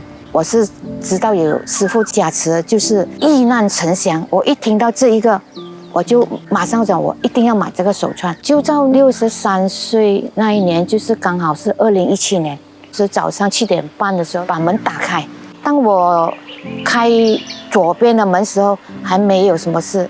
开右边的门的时候因为那时候我开门的时候是一个很大的那个铁的柱子就放在旁边嘛，就觉得好像有东西要倒下来这样子。突然我的耳边就有闪一下，我很怕，就整个人就向后倒，那个铁子就一下倒下来，就嘣一声就打在我蹲的地方，我整个人坐在地上，好像傻掉了，整个身体僵硬但是我心里后来一下回转过来，我一想一下，我逃过这一切了，我就能够再重生了。到晚上的时候，师父就托梦给那个老师，老师就跟我讲了，第二天你知道吗？金菩提宗师昨天托梦给我，他已经帮你挡了，你知道吗？他已经救了你，所以他的手也受伤了。我听到了，我眼泪都流下来，我就很感动。那时候我就马上去跪在师父的面前，我就跟师父讲谢谢感恩师父，我说我能够重生也是你帮到我的，我说我要感恩了，我说我这一生一世我就会跟随你走我的菩萨道，协助禅堂，帮助那些需要的人。我能够在这个机构这样子一直做义工，我感觉到很荣幸。我是觉得自己好像比之前很坚强了，而且内心也很自在，就越做就越开心。禅修不但改变了我的健康，更是改变了我既定的命运。现在来到了2024年，我也已经70岁了。我相信只要我继续精进和用功，还有不断做功德，相信我还可以过好多个生日。再次感恩我尊贵的金菩提宗师，感恩。哇，这个太好了啊！是，对，师姐她本来是她的寿数是到63，可能人家说64可能都过不了，对，现在已经70岁了啊，哦，对啊，非常的健康啊，真的非常充满活力，对，而且对他就说。我的心都是在菩提，在师父这儿，在佛的事业上啊，都是要做这个事情。他也非常幸运，61岁的时候来到菩提的，然后就勤勤恳恳的在为众生服务，在我们的禅堂做义工。对，然后他也是在63岁那一年，真的是遇到了一个，就像他视频里面讲的那个生死的劫难呢，哈，那大铁柱子砸下来，他要是在那儿，真的就砸坏了。对，可是他就偏偏听到有人喊了一声闪，他就闪开了啊。就是其实要人命的时候不一定是外在的哈，有时候内在的，你看堵个血管啊，堵住心脏啊，都有可能要人命也挺厉害的。哎，我在网上看那些视频啊，有些人正在给人讲话呢，啪倒下去了，对，口吐白沫就走了，是，哎，多了。是师姐自己也说到了63的时候，就有一点小病小灾都很害怕，害怕呀，哎呦，这个死神要来了，对，是这样，之前那个导演一样，对呀，都不敢出门，到那时候就害怕了，是，对，但是是因为他做佛的事业，做了功德，得以延寿消灾。皈依佛之后呢，你真去做。对，真去做才可以改命。真是说光有皈依完了之后，可是我没有去具体执行什么，这个改不了的。对，佛陀告诉我们的道理哈，都是真理。你要做了才产生这个能量嘛。对，那你说光信，但是你没做，这种信的话就是没有这个效果，就是对，所以要去做。对，那师父还有马来西亚的甲洞禅堂的白彩师姐哈，她也想给我们分享一个消灾延寿的故事。好的。她说，我年轻的时候呢，时常去神庙拜拜。有一天呢，神庙的师父跟我说，我在69岁有大劫难，是一个生死劫，很麻烦。当时呢，我还年轻，也没当回事儿。后来我结婚了，我的先生很会看相。他说他自己的寿命呢是到62岁啊，结果到2009年，先生62岁的时候呢就得病住院了。那先生呢知道自己要走了，就跟我说，他走后呢让我去找一间佛堂，去佛堂就有佛护佑，希望我能够平安度过69岁的这个劫难。他还说我是个善良的人，应该会找到的。到了2018年，我68岁啊，就是还有1年呢哈，正好这个时候我的亲家，介绍我去走八卦。我走完八卦之后呢，就感觉腿脚灵活，很有能量，然后就天天都是去走八卦。又过了一些天呢，八卦点的师姐呢告诉我说，甲洞禅堂有活动，让我一块儿去禅堂看一看。我走进禅堂的药师殿，看到高大庄严的药师佛，就情不自禁地跪下来礼拜。当我起身的时候，看到药师佛正慈悲地看着我，好亲切呀，感觉就像回到了家一样。我心里默默地想，这就是我要找的佛堂，我找到了。于是呢，我就跟着金菩提宗师学习，我学习到我也了解到了消灾延寿药师佛是一位大医王，我还懂得了做功德可以改变命运的道理。我就不断的在药师佛前供灯供养药师佛，禅堂有活动呢，我也会发心赞助，我还请了药师佛堂卡，恭恭敬敬的供奉在家里。做了这些功德呢，让我心里越来越欢喜。有药师佛的护佑，我的身体和心灵都改变了很多，身心健康。不知不觉呢，就到了69岁了。本来我是很怕死的，是希望长命100岁的啊，所以我就很真诚地祈请药师佛护佑我消灾延寿。那一年呢，我在药师佛圣诞又做了大供养。禅堂只要开课，我都来上课。其实不仅为了健康，更重要是想要得到药师佛的护佑。而且在这一年，我特别的幸运，我拜师了，成为金菩提宗师的弟子。那么有药师佛，还有我师父的护佑呢，不知不觉之中，我平安地度过了69岁。在过70岁生日的那一天，我跪在佛前，深深地感恩药师佛，感恩师父，让我消灾延寿，度过了人生的大劫，延长了寿命。到今年，我已经74岁了，腿脚灵活，身体健康。我知道69岁之后的生命是佛和师父给我的，我也知道我会继续的做功德来报恩，来报答佛恩，因为功德可以延绵子孙后代，比存钱更有意义。感恩大慈大悲的药师佛，感恩大慈大悲金菩提宗师为我消灾延寿，让我健康快乐。哇，多开心哈！开心。我觉得每次听到这些故事的时候，都让人信心倍增。对，是。师父之前有讲过，我们也分享过很多，就是我记得诸葛亮想要给自己续命的故事哈。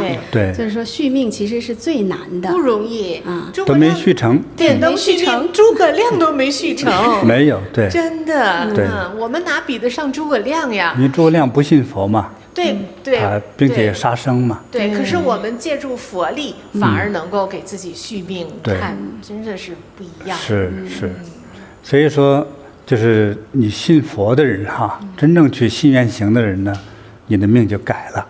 所以算命的说，你信佛算不准。对，确实是这样的。是，所以这个白菜师姐延寿了哈，今年74岁，对，平安度过了那个69岁哈，是的，这多好呀！多好！他刚才说那个他先生就会算命嘛，他先生会看相，看自己呢，就是寿数是到62岁，结果果不其然，62岁就那一年就走了。对，他算把自己也看准了，对，给自己算命，看别人也挺准的，是，对，看他太太呢，肯定也很用心看嘛，是啊，69。对，你要过这一关哈，就看。但是他先生也是挺好，给这个师姐指了一条明路哈，让他去找一个佛堂，他就找到咱们了，找到师父了，对，所以白菜师姐也是个有福的人呐，有福，前世的修行人，还真是，虽然现在有点年长哈，继续好好修啊。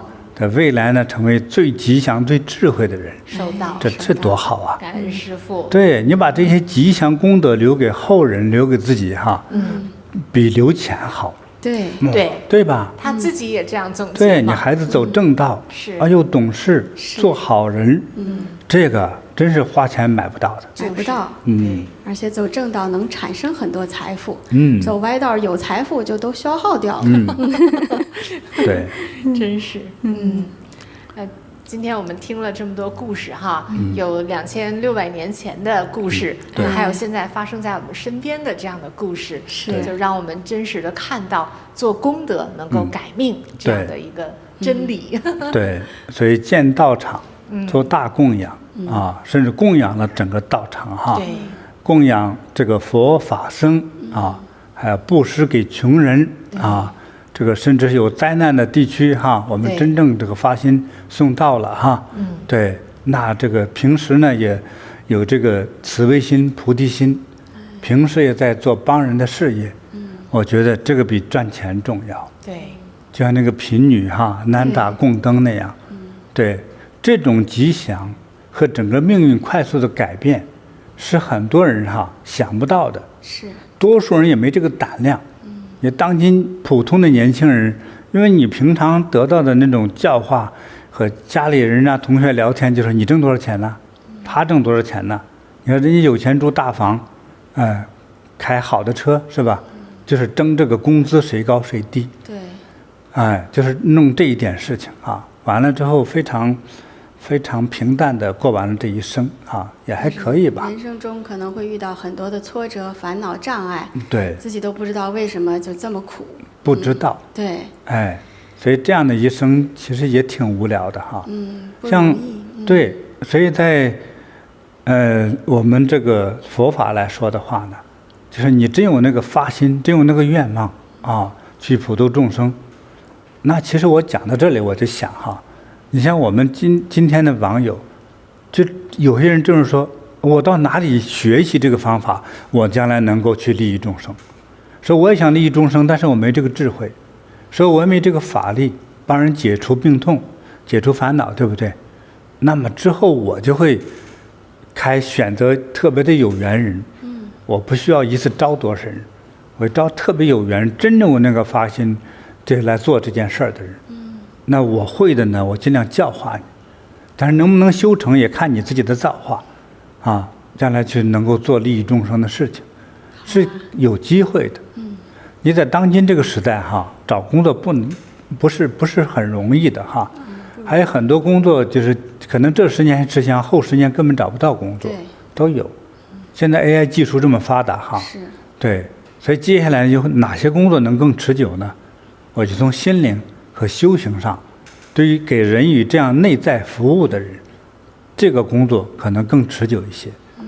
所以什么设计啊、制造啊什么之类的，都接下来都没工作了，啊，所以有这样的有缘人哈，能够想到去真正利益众生，尤其是相对年轻一点的哈，如果你也大学毕业，或者是自己觉得没出息的，如果你已经是博士啊、硕士，你别来，哎，我也供不起你哈，你心中也是为这个名头也被障碍，对你不会进步的。啊，但是呢，你至少有点学历哈，就你有一种学习的习惯和一种学习的精神，你才能在我这儿学到东西。你到我这儿来不动脑子，也不干活，也不做事，我想你能觉悟，你能开窍是很难的啊。所以我也会给这样的有这样愿望的相对年轻一点的朋友呢，也会提供这样将来修行和能够为大众来服务，给大众带来很多福音的这样的人哈。对，也就是说我的禅师班哈，这个禅师班和普通的班不一样，不是说招来很多人一块儿学，我就是一个一个的招，就不错的我就收回来，我就告诉你现在怎么修，接下来怎么修，就是这样，就是个别指点的。非常感恩师父，其实能够跟师父来学习，就是我们命运改变的那个开始。就有点像刚才我们说那个贫女供灯那个贫女一样的，其实她这一生的这个身份，这个精神境界就改变了。包括呢来世以后哈大成就，那更是肯定的。真的是非常殊胜、非常难得的机会。对。所以给大家提供这个机会啊，今天讲到这个部分呢，我相信大家都学到了哈。是的，就是快速改变命运。你听到了之后，立刻就能行动。对。就能快速的改命。用一颗真诚的心去做这个大功德、大供养。但是懂得了不行动呢，改变不了。是。如果你再懒一点没关系，供个灯。就开始改变，是种下一个善良的种子。对。如果你会修行的话，在我们学到过一些方法，在我们这修的话呢，你希望就是你的修行是，持之以恒的哈。你不要说，哎，我2年前学过，我现在都不练了，这个你的身体和你的精神状态都不会太好。所以要持续的修才可以。对。修行就是要不断持续哈，否则就会跌落下来。是。修行其实就像1日3餐一样，就成为我们人生中不可或缺的一部分。对，这样我们的精神身体就是越来越好，越来越好。是，对，感恩师父有这样的机会，跟着师父来学习。好，好，那师父呀，我这里还有一个好消息哈，要跟网友们分享啊。在这个今年春节的时候呢，感恩师父非常慈悲哈，让各禅堂啊，都有这样的叫黄财神的吉祥卡和大家结缘哈，而且是免费结缘的哈，是非常精美啊。对，师父手中这样子的啊，是信用卡的大小哈。对，那当时呢是第1版。现在呢，我们有第2版在这一版的背后呢，还印制了这个黄财神心咒。对，哎，当时师父我记得那个直播中还带着大家一起诵念这个黄财神心咒。这个多念就多得财富多得黄财神的加持是这个怎么领取呀？对，这第2版呢，现在在我们全球的很多禅堂都已经到了就是我们有缘的人呢，可以去禅堂免费领取。免费哇，这太好了非常感恩师父让我们每个人都能带着一份吉祥、一份护佑一份财富的加持。对，这么小个呢，就是比较方便装在钱包是装在口袋来护佑你希望大家多一点财富才能有更好的生活。对，感恩师父。还给大家介绍一下八卦衫我们的这个纯棉的有长袖有短袖这个夏天快到了所以这个衣服呢穿起来非常的清爽。很舒服，很舒服。其实纯棉穿到身上是最舒服的。而且这个衣服我们好多同学穿都说穿上以后显得皮肤特别好。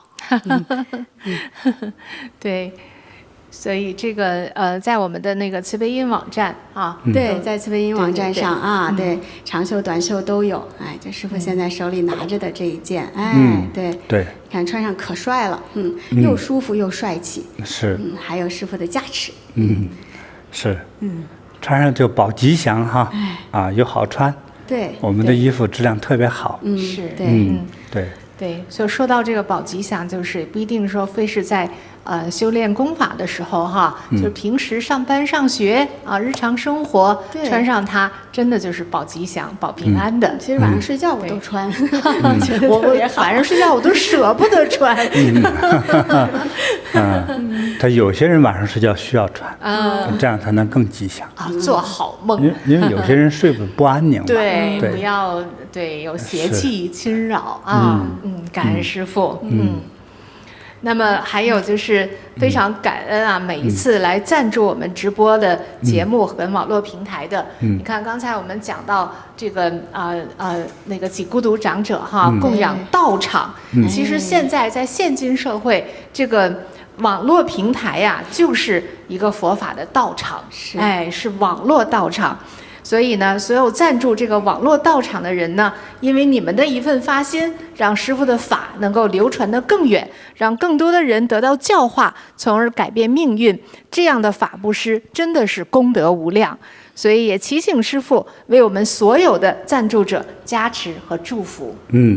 祝福所有赞助我们的频道来进行传播佛法的所有的赞助者赞助机构都能够如意吉祥，收到；长命百岁，收到；大福大贵，收到；吉祥如意，收到。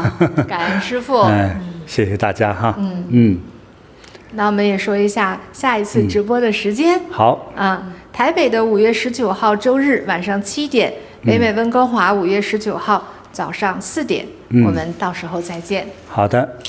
祝大家如意吉祥，收到；健康长寿，收到；阖家幸福，收到。我们下次直播再见。感恩师父。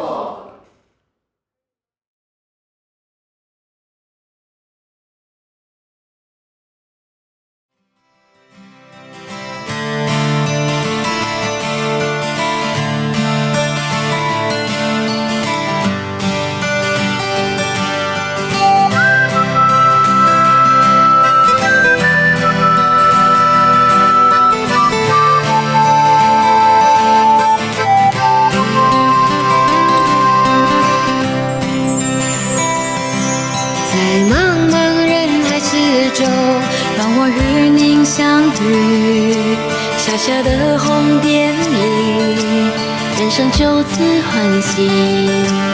我快乐了，我健康了，我幸福了，我美丽了。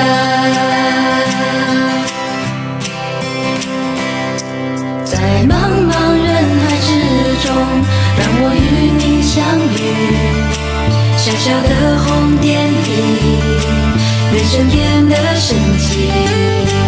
我智慧了，我宽容了，我慈悲了，我自在了。因为有了你，生命变得更坚定，不忧忧无虑。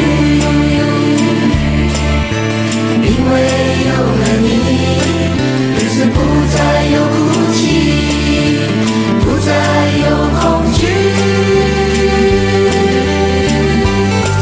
我快乐了，我健康了，我幸福了，我美丽了。